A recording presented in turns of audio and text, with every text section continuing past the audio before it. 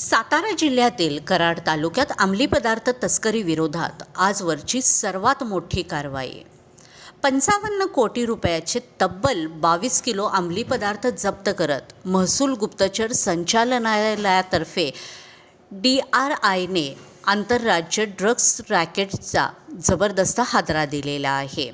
या कारवाईला operation Sahyadri checkmate असे कोड नाव देण्यात आले होते. कराड तालुक्यातील पाचपुतेवाडी परिसरामध्ये सह्याद्रीच्या दुर्गम आणि घनदाट जंगलात सुरू असलेली फिरती आणि मोबाईल मेफेड्रॉन म्हणजेच MD ड्रग्जची लॅब RDIने पूर्णपणे उद्ध्वस्त केलेली आहे. या प्रकरणात 5 आरोपींना अटक करण्यात आलेली आहे. DIRला मिळालेल्या गुप्त माहितीनंतर अनेक दिवस पाळत ठेवण्यात आलेली होती. तपासात हे रॅकेट वारंवार ठिकाण बदलत असल्याचे समोर आलेले होते. अखेर ही ड्रग्ज लॅब कोंबडी पालन केंद्राच्या म्हणजे पोल्ट्रीच्या फार्मच्या आडून सुरू असल्याचे उघड झालेले आहे.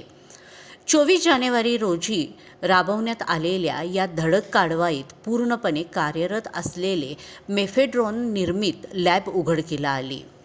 या ठिकाणहून 11 किलोहून अधिक द्रवरूपातील, 9 किलोहून अधिक अर्ध द्रवरूपातील आणि 738 ग्रॅम स्फटिक रूपातील असा एकूण 21.912 किलो मेफेड्रॉन जप्त करण्यात आलेला आहे. याशिवाय अंतिम ड्रग्ज तयार करण्यासाठी वापरण्यात येणारा 71.5 किलो कच्चा माल देखील हस्तगत करण्यात आलेला आहे.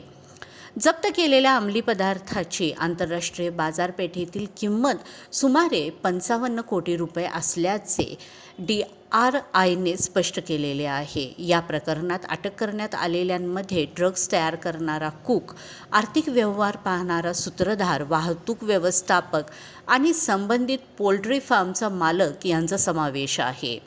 विशेष म्हणजे अटक केलेल्या 5 पैकी 4 आरोपी सराईत गुन्हेगार असून त्यांच्यावर यापूर्वी NDPS आणि मोका अंतर्गत गुन्हे दाखल आहेत.